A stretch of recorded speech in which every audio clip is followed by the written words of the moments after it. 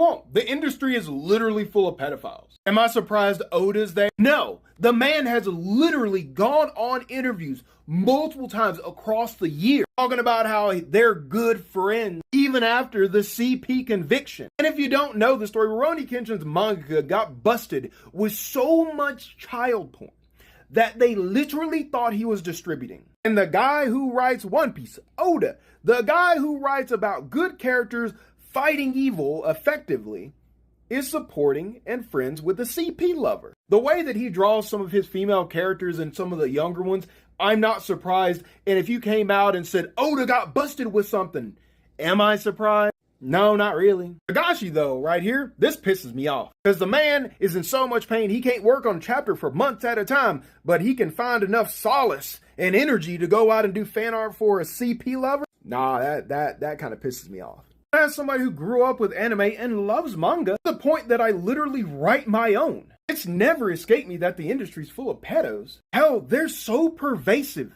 that they're literally a stereotype. The reason so many people are afraid to admit they're anime fans is because this community, this industry, literally kicks it under the rug and actively supports it. Why do you think there are so many lolly characters? Like, in what world would a company allow this to be published? I mean, this is High School of the Dead Chapter 1, Don the Don Chapter 2. Like, the industry literally promotes it because they know lolly lovers will go and spend the money on the mangas, get the anime Blu-rays, and buy that merch. And when you have Rurouni Kenshin's one of the biggest mangaka of his time get busted, be able to keep his job and only get to pay a fine pretty much as punishment for having enough CP to be thought as a distributor, what message does that send to not only the other mangakas who may have some thoughts and to the greater community? If the industry and country doesn't care, why the fuck would the fans? Because it's all business at the end of the day. And so you all ask, why do I plug my own manga so often while bashing other manga like Motoko Tensei